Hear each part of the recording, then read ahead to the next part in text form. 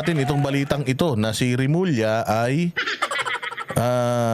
mas magaling pa sa gobyerno ng Timor-Leste.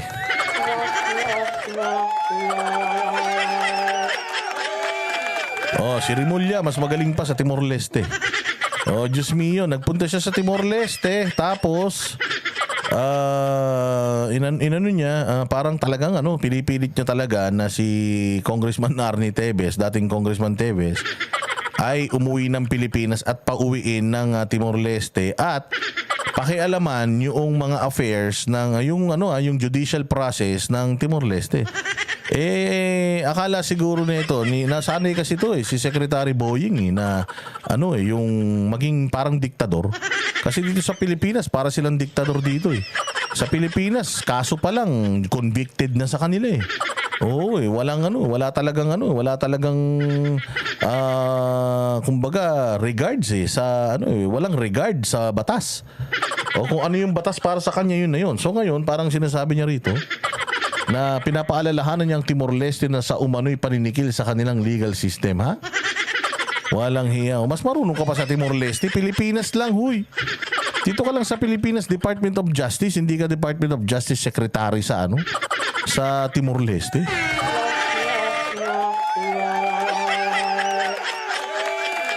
Sige, pakinggan natin itong sasabihin niya rito. Sir, I understand nag-state visit po kayo sa Timor-Leste and met with... Stop. In-respect visit ko. It is a courtesy visit to the President. We are not going to keep it in terms. He's a sovereign. He represents a sovereign. Sir, so sa courtesy visit, may we know, sir, ano po yung mga napag-usapan and how did President Ferdinand He came up with a press release of this already.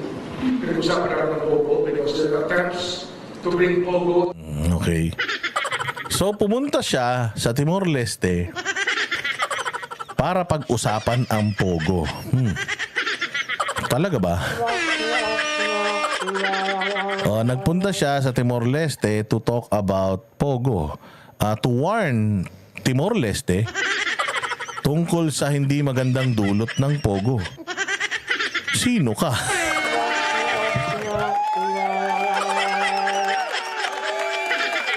Sino ka? Para magsabi sa isang bansa ng magandang may dudulot o hindi magandang may dudulot ng isang bagay sa kanila.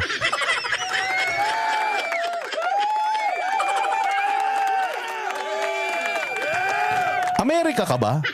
Kasi Amerika yung mahilig sa ganyan yung parang pangangaralan ka tungkol sa ganito, sa ganyan. Pucha, antindi ha. Mantakin mo, DOJ natin pumunta sa ibang bansa para sabihan yung ibang bansa ng hindi magandang epekto ng Pogo, na target kayo ng Pogo. Unang-una sa lahat, sa tingin mo mas matalino ka kaysa sa presidente ng Timor-Leste?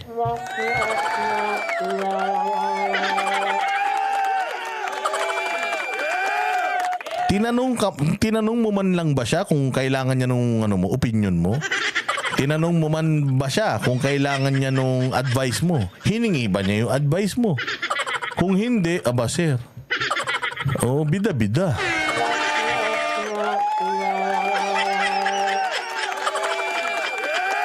Diba? Hindi, sa akin lang sa akin lang. Pwedeng mali ako.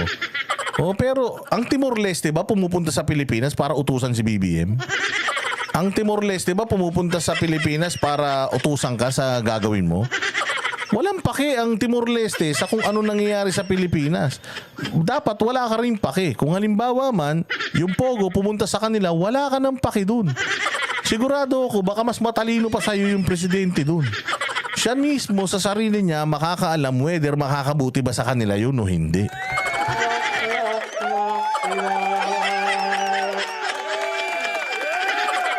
Hindi nga kayo pinakikinggan dito Gusto nyo pa, pakinggan kayo ron. Galit na nga yung mga tao sa inyo dito. Magbibigay pa kayo ng suggestion doon. Sir, medyo konti, hinay-hinay ng konti. Focus ka lang dito. Pati problema ng ibang bansa, pinakikialam mo. Dami-dami natin problema rito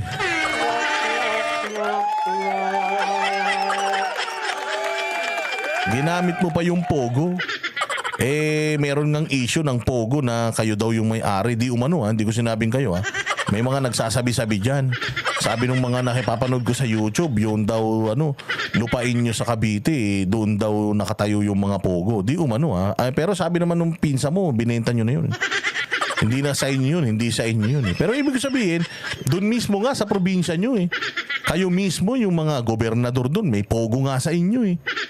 Tapos pupunta ka sa pupunta ka sa ibang bansa, tapos iwawarn mo sila tungkol sa pogo.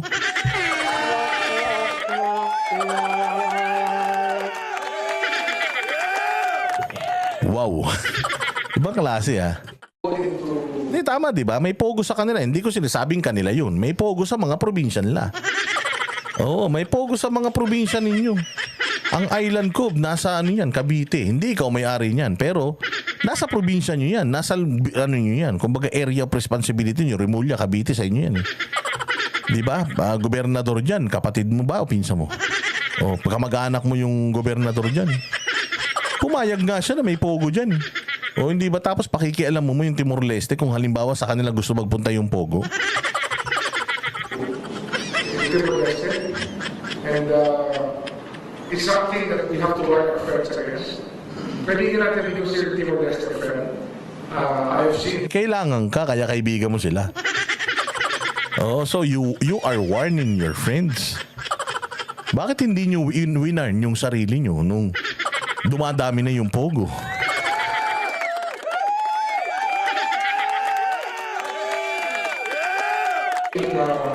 In talking to the President Marcos, and they appear to be very, very friendly with each other. And I myself, I met President Juan Ramos last year in November. I visited him in his hotel in Makati, at nagkausap na kami ni President Juan Ramos. That's why he had a long-standing invitation for us to go, for me to go to Timor-Leste. And it just so happened that there are things we have to clear up about what's happening in Timor-Leste. That's why it was appropriate just to reciprocate the visit, at least on my part, because there was an invitation a long time ago, given to me last November. Kaya pinunta ko siya. Oh. Courtesy visit. So parang ikaw pala nagpunta. Para si Inday din, courtesy visit sa iglesia. Ikaw nagpunta. Tapos pagpunta mo doon, bida-bida ka. Nagpunta ako dito para sabihan ka ng mga hindi magagandang dulot ng pogo. Oh. Okay. Tapos ano pa? Ano pa ginawa mo ron?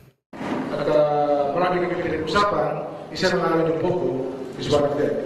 Of course, you cannot take out 10% of the conversation because he's the one that makes life more interesting in Timor-Leste. Kasi it's a very interesting country, but suddenly things are happening that are beyond the imagination to many of them who fought the revolution in Timor-Leste, to liberate Timor-Leste. Anong problema ni Tebes dun? So sinasabi mo, parang masaya ang Timor-Leste nung dumating si Tebes doon, gumulo na, ganon? Huy, tandaan mo yung ngayon, yung probinsya nila sa sa Negros Oriental. Magulo pa din. Umalis na si Tebes doon, ang gulo pa din nung nakaraan nga eh. May mga armadong mga lalaki na pumunta sa pumunta sa property ni Arnie Tebes, pinagtatatali yung mga tao doon eh. Hindi mo alam kung pulis, sundalo o rebelde. Ibig sabihin, sabi ninyo, terorista yan. Sabi ninyo, mamamatay tao yan, pero hindi naman nahihinto yung violence doon sa probinsya nung nawala siya. Ibig sabihin, hindi siya problema.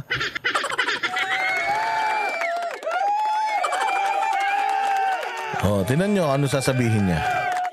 Kasi the President and the Prime Minister were both liberators of Timor-Leste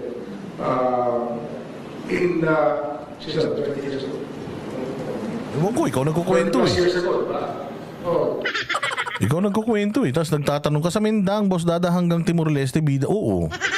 Bida siya kasi siya, pinsan niya yata si Jollibee.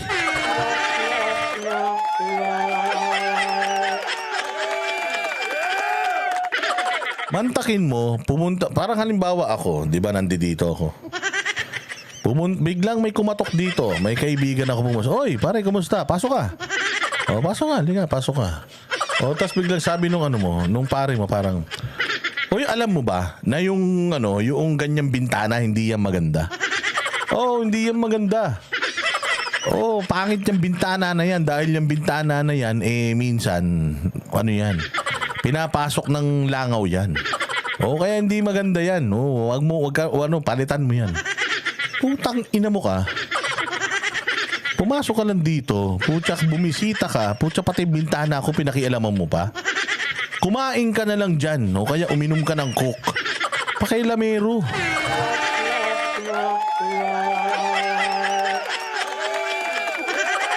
Di ba, Garski, yung pagpasok na ganyan, ano to? Motor mo to? Motor ko yan. Malakas sa gas yan. Palitan mo na yan. Itong silya nyo, ano yan? Inaanay yang ganyan. Koko sa'yo, huwag kang bibili ng ganyan.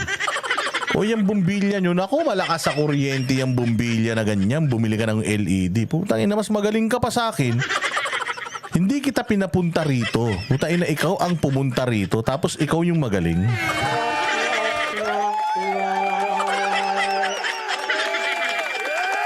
Matindi ibang klase Kung ako siguro binisita mo tapos mas magaling ka pa sa akin. Tayo na papalayasin ko. Umalis ka na. Tayo na ka. Hindi ka na may bitado rito. Tsaka they didn't imagine this happening to them. Magkakaroon sila ng ganitong klase ng difficulty with a single person going there. Just a person going there. Anong difficulty? Wala namang ginawa si Tebes doon. Walang kaso si Tebes doon. Wala siyang paglabag sa batas doon.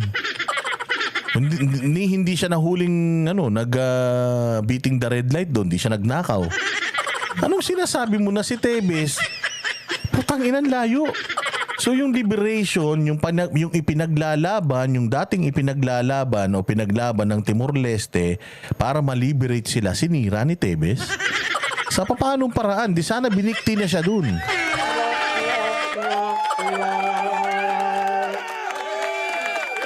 Ang pangit nung script mo naman, sir. Ang pangit nung script mo, ang dami mo pang sinasabi. Sinasabi mo na si Tebes sinira niya yung liberation. Yung pagiging malaya ng Timor-Leste. Tayo na kinalaman ni Tebes dun. Hindi nga niya alam yung history ng bansa na yan. Pwede mo naman kasing sabihin na isa siya sa pinunta ko doon kasi nga si Tebes may kaso siya dito sa atin. Kaya talagang pinipilit ko yung Timor-Leste na i-extradite sa atin si Tebes kasi meron niyang matinding kaso sa atin. Pwede naman ganun. Meron ka pang nalalaman na sinisira ni Tebes yung soberanya. Soberanya, tama ba yun? Yung soberanya ng ng Timor-Leste, yung paglaban nila sa mga mananakop noong unang panahon, sinisira ni Tebes, anak ng tinapay.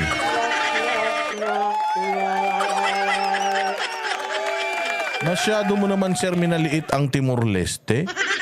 Oo, sa totoo lang yung Timor-Leste meron silang rule of law na sinusundan dito nga sa atin Hindi nga kayo sumusunod sa rule of law. Di umano.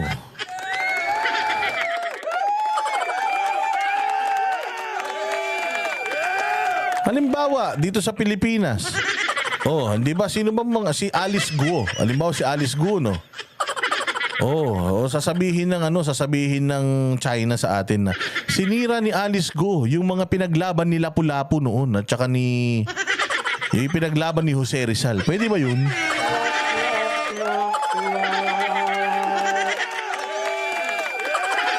Anak ng tinapay. Anong kinalaman ni Tebes dun sa naganap na revolusyon? Diyan sa Timor-Leste, para namang si Remulla mag-i-statement lang, palpak pa. Hindi mo na lang kasi sabihin na may kaso kasi sa atin. Kaya talagang kinausap ko siya na sana, mabigyan yung ating hiling na ma-extradite siya sa Pilipinas. Kaya lang, hindi mo rin pwedeng sabihin yun. Bakit? Kasi nga, merong umaandar ng proseso, tapos nakikipag-usap ka pa sa presidente tungkol dun sa umaandar ng proseso. Ano yun? Ini-impluensyahan mo? Sinasabihan mo yung presidente na pakialaman yung justice system sa Timor-Leste? Ikaw, sir, ang nanghihimasok, hindi si Tebes.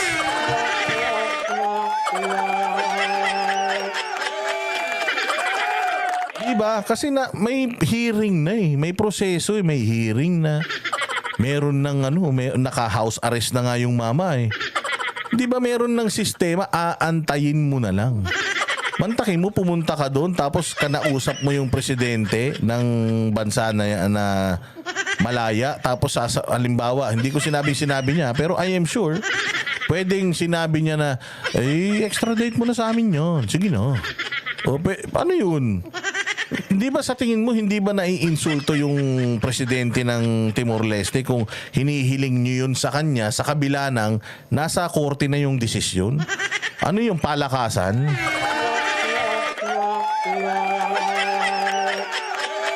Pangit yun, sir. Kung sa Pilipinas gumagana yung padrino system, wag naman kayong pupunta sa ibang bansa para ipamuka sa mga taga-ibang bansa yung sistema dito sa Pilipinas na bulok. Kung bulok yung sistema natin, wag nyo namang dalhin yung kabulukan natin sa ibang bansa. Diba? Ang pangit naman nun. Pupunta ako dyan. Tapos, pangungunahan kita tungkol sa Pogo. I'm sure alam mo rin yan. Presidente ka eh. Ang pangit naman na pupunta ako dyan tapos hihingin ko si Tebes. Nasa korte na. So ano, ang sinasabi mo ba, i-impluensyahan nung presidente yung ruling ng korte? Dito sa Pilipinas, ganun. Pero sa ibang bansa, wag nyo namang ipahiya Pilipinas.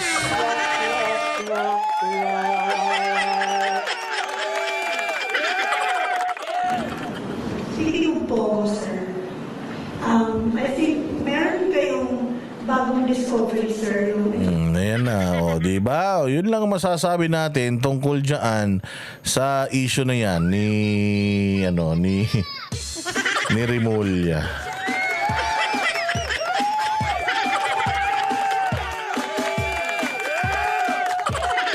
Takin mo yung pamagat nakita ninyo, oo. Yung paninikil daw. Remulla, pinaalalahanan ang Timor-Leste sa umano'y paninikil sa kanilang legal system. Pinaalalahanan mo yung bansa? Puta ina, DOJ secretary ka lang, di ka naman presidente.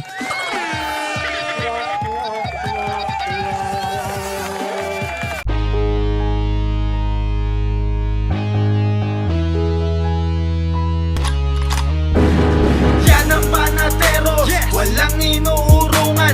Pag tama palakpakan, pag mali ay babanatan.